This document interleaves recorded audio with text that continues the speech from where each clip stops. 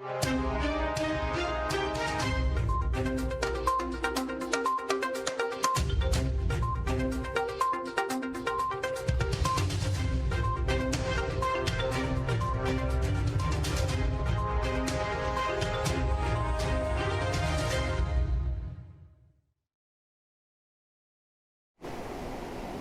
pemirsa, apa kabar hari ini? Semoga selalu sehat dan selalu bersemangat menjalani aktivitas.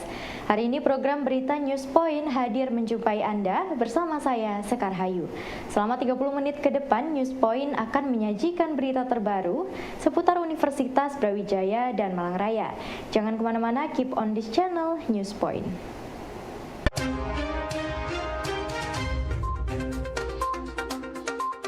Mengantisipasi wabah PMK dan LSD yang menyasar hewan kurban, Majelis Ulama Indonesia atau MUI telah mengeluarkan Fatwa nomor 34 tahun 2023. Hal ini disampaikan oleh Kiai Haji Asrorun Niam Soleh dari Komisi Fatwa MUI pada webinar di Fakultas Kedokteran Hewan UB. Menurut Niam, fatwa ini merupakan permintaan dari Kementerian Pertanian sebagai panduan bagi masyarakat dalam melaksanakan penyembelihan hewan kurban yang sehat, aman, dan halal.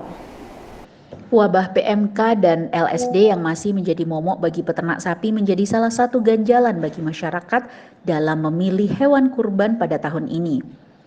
Untuk memberikan panduan kepada masyarakat, Majelis Ulama Indonesia berkoordinasi dengan Kementerian Pertanian dan mengeluarkan Fatwa nomor 34 tahun 2023. Fatwa ini hampir sama dengan Fakta nomor 30 tahun 2022 yang dikeluarkan pada tahun lalu sewaktu marak wabah penyakit mulut dan kuku pada sapi. Dengan fatwa ini diharapkan masyarakat memiliki panduan yang jelas sehingga dapat melaksanakan ibadah kurban dengan aman, sehat, dan halal. Ya, sesuai dengan komitmen kita untuk saling bersinergi setelah pembahasan di akhir pekan kemarin ya, kita di Bogor melakukan FGD, kemudian pendalaman. Majelis Ulama Indonesia menindaklanjutinya dengan pembahasan dan juga penetapan fatwa terkait dengan hukum dan juga pedoman penyelenggaraan kurban sebagai antisipasi dari wabah atau penyakit ya, tepatnya penyakit LSD dan juga antisipasi terjadinya PPR di hewan kurban. Tanggal 1 Juni kemarin di tengah libur kami rapat dan sudah menetapkan Fatwa nomor 34 tahun 2023. Nanti secara resmi kami kirim untuk bisa menjadi pedoman dan juga panduan dalam rangka sosialisasi lebih awal pedoman keagamaan di dalam penyelenggaraan kurban bersamaan tentu dengan pedoman teknis yang sudah dirumuskan oleh Kementerian Pertanian. Majelis Ulama Indonesia menyarankan agar terdapat karantina di sentra ternak bagi hewan kurban. Hal ini dilakukan untuk mengurangi mobilitas hewan kurban dan mencegah penyebaran penyakit LSD jelang Hari Raya Idul Adha. Menurut Kiai Haji Asrorun Niam Soleh dari Komisi Fatwa MUI, karantina dapat menjadi pilihan agar peternak tidak mengalami kerugian dan masyarakat dapat memperoleh hewan ternak yang sehat dan aman untuk berkurban. Majelis Ulama Indonesia menyarankan agar pada daerah sentra ternak terdapat karantina untuk melakukan pemeriksaan dan perawatan hewan kurban agar tidak terjangkit wabah penyakit jelang Hari Raya Idul Adha. Karantina tersebut juga memudahkan petugas untuk melakukan pemeriksaan hewan dan mengurangi mobilitas hewan ternak jelang Idul Adha. Bagi peternak, karantina juga membuat hewan ternak mereka dapat terjaga kesehatannya sehingga dapat dijual kepada masyarakat yang akan berkurban.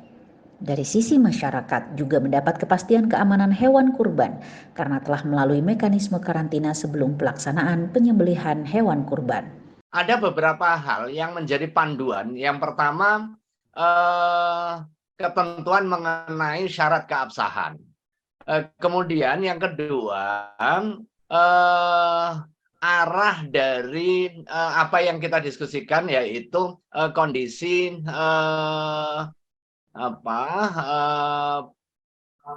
mitigasi risiko di kita. Jadi khusus yang di angka 4, dalam hal terdapat pembatasan pergerakan LSD dan juga PPR ke daerah lain yang menyebabkan kurangnya stok, maka strukturnya untuk antisipasi seandainya LSD dan juga PPR itu meluas. Kemudian ada semacam karantina ya, biasanya policy dari Kementan dan juga pemerintah secara umum memberikan langkah mitigasi semacam karantina begitu ketika ada wabah, dan dampak dari karantina itu akan mengganggu proses sebaran hewan. Nah, bagaimana langkah itu? Ini mirip dengan PMK kemarin, dapat berkorban di daerah sentra ternak. Artinya di satu sisi kita mencegah terjadinya penyebaran, tetapi di sisi yang lain kita tetap menjamin kemaslahatan bagi para peternak agar ternak dari peternak atau ternak yang menjadi stok yang dikarantin tadi tetap bisa dimanfaatkan untuk kepentingan kebutuhan hewan kurban.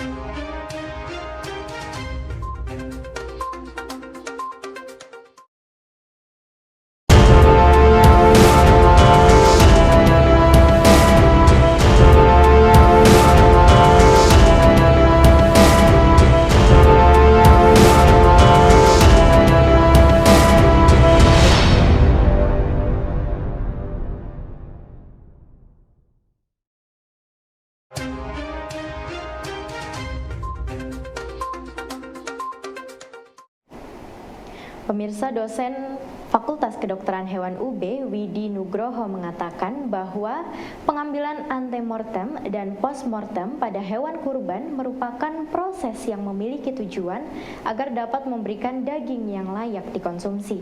Selain itu, pengambilan sampel ini juga untuk mencegah penyebaran berbagai penyakit zoonosis hingga hasilnya aman untuk masyarakat. Untuk itu, Widi berharap bahwa pengambilan sampel ini bebas dari berbagai tekanan, namun fokus kepada keselamatan masyarakat. Pengambilan sampel antemortem DNA postmortem pada hewan ternak memiliki tujuan agar dapat memberikan daging yang layak konsumsi kepada masyarakat.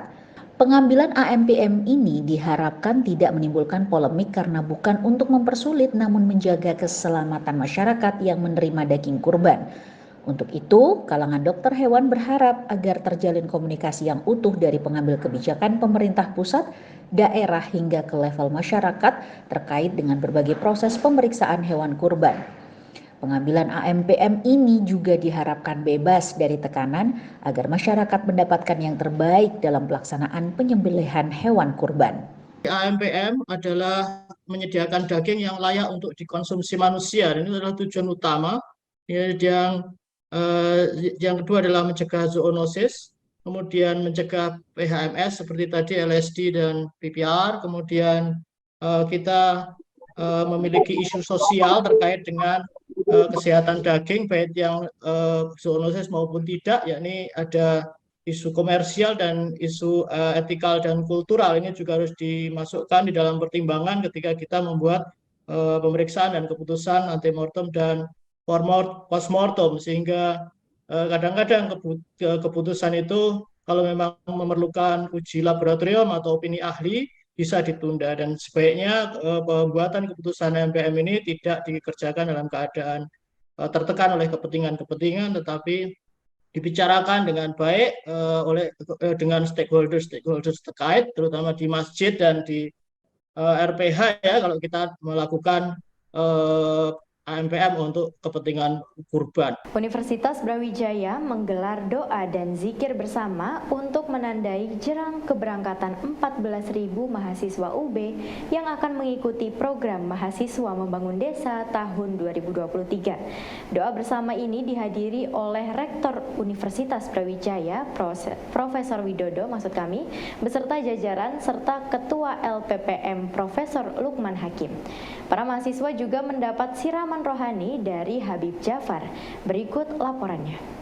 Saat ini saya sedang berada di lapangan Universitas Brawijaya yang bisa kita lihat bersama saat ini sedang dilaksanakan doa dan istighfar bersama dalam rangka pengangkatan mahasiswa keimanan, 1000 desa atau menjaga MMD Universitas memelihara Brawijaya lisan-lisan tahun untuk selalu 2023. berdoa di Acara doa tempat-tempat bersama tujuan dipimpin dimanapun oleh karena Ustaz doa-doa Dr. nanti yang Andes akan Abdullah Zainul Roif kita tidak MHI banyak yang dan akan juga nantinya saya ulasan kalam akan sampaikan disampaikan dan oleh saya lihat juga sudah Habib mulai Hussein terlihat Jafar matahari dan Al-Hadad. beberapa Kegiatan hotel ini di juga rumah ini juga dihadiri oleh sudah mulai beberapa habis. perwakilan Saya dari yakin ini masing-masing nanti kelompok ini desa yang apakah nantinya akan belumnya. mengikuti Mungkin itu saja. Terima kasih. Pemirsa, Dai Muda Habib Jafar mengajak kepada mahasiswa UB untuk melakukan perubahan dari desa. Menurutnya, desa merupakan pranata sosial pertama yang ada di Indonesia, sehingga perubahan dan kemajuan desa akan membuat kemajuan di Indonesia. Habib Jafar optimis jika MMD mampu berhasil 10% saja, akan tercipta banyak kemajuan di desa yang ada di Jawa Timur. Program Mahasiswa Membangun Desa 2023 yang akan berlangsung di 1000 desa di Jawa Timur akan menciptakan banyak perubahan untuk kemajuan. Melalui perubahan yang ada di desa akan tercipta perubahan secara nasional. Perubahan dan kemajuan yang ada di desa akan memberikan dampak sosial ekonomi yang luar biasa secara nasional, sehingga program MMDUB akan memberikan dampak yang nyata bagi perubahan sosial. Habib Jafar berharap program MMDUB setiap tahunnya mampu memberikan perubahan sosial dan ekonomi bagi kemajuan desa di Jawa Timur dan nasional. MMD dari berbagai kampus di seluruh Indonesia itu efektif 10% saja. Katakanlah di Brawijaya tadi, saya diberikan informasi ada 12.000 yang akan terjun. 13.600 yang akan terjun. Kalau 1.300 aja dia bisa mengubah, atau 1% aja, 130 orang saja bisa mengubah 130 desa atau beberapa desa di daerah Jawa Timur atau bahkan di luar Jawa Timur. Saya rasa setiap tahun Indonesia itu akan jauh benar-benar lebih baik dari desa, karena bagi saya perubahan yang paling pertama dan utama itu seharusnya dari desa, karena peranata paling dasar kita itu adalah desa. Nah, masalahnya mahasiswa kadang dia langsung pengen mengubah dunia. Nah, kita ingin perbaiki perspektif itu, bagi utamanya mengubah dirinya, desanya, baru setelah itu dengan sendirinya akan terjadi perubahan-perubahan yang sifatnya massal dan fundamental juga ya.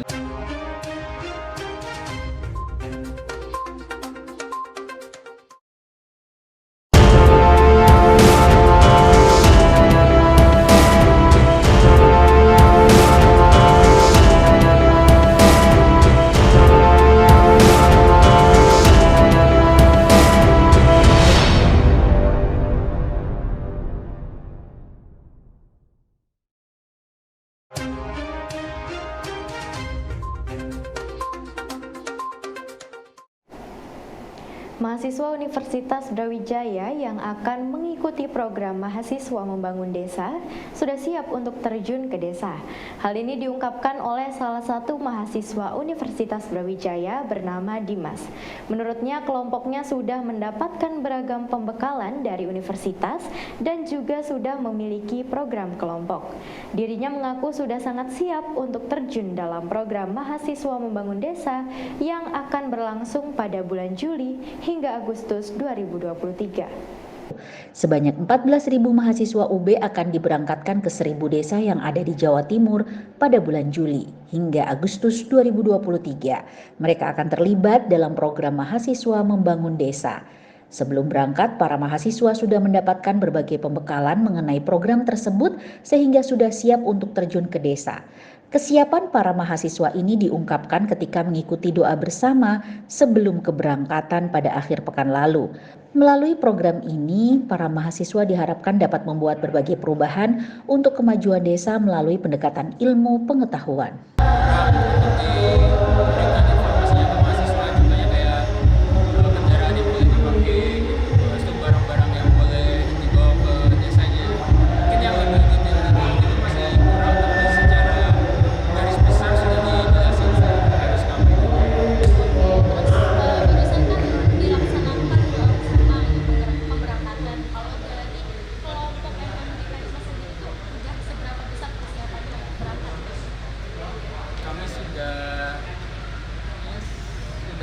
siap untuk berangkat, walaupun masih ada beberapa hal yang harus dipersiapkan untuk diobrolin sama sesama anggota juga, masih ada yang perlu dibahas. Oke, kalau untuk acara Pemirsa, keluhan nyeri yang banyak dirasakan oleh pasien selama ini ditangani dengan obat dan terapi radiofrekuensi. Terapi ini mengurangi rasa nyeri namun merusak syaraf. Hal ini menjadi perhatian Dr. Ristiawan Muji Laksono dengan melakukan penelitian metode pulse radiofrekuensi sebagai metode baru bagi pasien. Hasil riset tersebut dipaparkan oleh Ristiawan dalam sidang promosi dokter yang digelar hari ini di Fakultas Kedokteran. Keluhan nyeri selama ini ditangani dengan menggunakan obat. Seringnya penggunaan obat membuat kualitas hidup pasien menurun. Dari kondisi ini muncul terapi menggunakan radiofrekuensi. Terapi ini mampu mengurangi rasa sakit pasien, namun merusak syaraf yang akhirnya menimbulkan menurunnya fungsi saraf pasien. Melihat hal tersebut, Dr. Ristiawan melalui studi doktornya di Fakultas Kedokteran UB melakukan riset penggunaan pulset radiofrekuensi sebagai alternatif yang lebih baik bagi pasien nyeri. Metode ini mampu mengurangi rasa nyeri dan tidak merusak syaraf pasien. Melalui riset ini, UB mampu melahirkan dokter baru dalam dunia terapi nyeri yang sangat dibutuhkan dalam dunia kedokteran. Sebagian orang itu banyak mengeluhkan nyeri. Nyerinya lama-lama bisa menjadi nyeri kronik, artinya menahun. Nah, ketika nyeri kronik itu biasanya pasien akan kesulitan mencari pengobatan. Kenapa? Karena lama dia minum obat begitu sehingga kualitas hidupnya lama-lama akan turun. Ketika kualitas hidup turun, maka di situ masalah yang sebenarnya. Nah, karena itu saat pasien mengeluh nyeri kronik, diobatinya sudah banyak obat-obatan, maka kita harus berpikir untuk beralih ke terapi nyeri intervensi. Nah, salah satu modalitasnya adalah yang saya kaji, yaitu dengan pulse radiofrekuensi tadi, pulse radiofrekuensi. Dulu sebelum ada pulse radiofrekuensi, pasien dikerjakan intervensinya di radiofrekuensi. Apa radiofrekuensi itu? Diablasi, dirusak sarafnya. Sehingga ia tidak nyeri, tapi fungsi-fungsi yang lainnya berkurang kan, karena dirusak sarafnya. Nah, dengan pulse radiofrekuensi, dia mengurangi nyeri secara signifikan, tetapi efek sampingnya tidak seperti radiofrekuensi. Makanya kemudian ini sekarang sedang berkembang. Tetapi mekanismenya kenapa bisa begitu, belum banyak diketahui. Nah, disertasi saya ini kemudian menemukan atau kemudian bisa menjelaskan mekanisme sedikit kenapa kok nyeri ini bisa diatasi dengan pulse. Rektor Universitas Brawijaya, Profesor Widodo, mengapresiasi hasil riset Dr. Ristiawan Muji Laksono dalam sidang doktornya. Menurut Widodo, penelitian mengenai pain atau nyeri masih sangat sedikit di Indonesia maupun di dunia. Selain itu, orang atau pihak yang konsen terhadap persoalan nyeri juga tidak banyak, sehingga Widodo berharap riset Pain Center UB menjadi sumbangsih bagi dunia kedokteran secara global. Penelitian Dr. Ristiawan Muji Laksono dalam studi doktoralnya menjadi hal penting bagi dunia kedokteran nasional maupun global. Saat ini riset mengenai terapi nyeri masih belum banyak dilakukan baik oleh perguruan tinggi maupun rumah sakit, sehingga hasil riset Dr. Wawan menjadi sumbangsih besar bagi dunia kedokteran. Rektor Universitas Brawijaya berharap riset tersebut terus berlanjut sehingga pengembangan Pain Center di UB dapat menjadi pusat unggulan yang memberi sumbangsih kepada dunia medis secara global. Rektor UB berharap Dr. Wawan dapat terus melanjutkan risetnya agar dapat memberikan solusi baru bagi pasien nyeri. Ya, atas penelitian ini karena tidak banyak perguruan tinggi ya dan hospital juga tidak hanya di Indonesia tapi di dunia yang melakukan penelitian yang sudah dikerjakan oleh Dr. Wawan ini. Dan kita berharap betul bahwa penelitian ini akan terus berlanjut ya sehingga menjadi center of excellence dari pain research yang ada di dunia. Tidak hanya di Indonesia tapi juga di dunia, karena orang yang memiliki concern ke sini tidak banyak. Meskipun sebenarnya case-nya sangat tinggi. Nah, kira-kira begitu. Sehingga ini adalah tantangan buat kita. Sekaligus tantangan buat Dr. Wawan untuk nanti dikembangkan ya. menjadi salah satu center of excellence yang ada di Universitas Brawijaya. Itu harapan kita seperti itu. Baik pemirsa, informasi tadi sekaligus menutup perjumpaan kita hari ini. Jangan lupa saksikan News Point setiap hari pukul 19.30 waktu Indonesia Barat hanya di UB TV, Televisi Pendidikan Universitas Brawijaya. Saya Sekar Hayu dan seluruh kru yang bertugas pamit undur diri. Terima kasih dan selamat beraktivitas.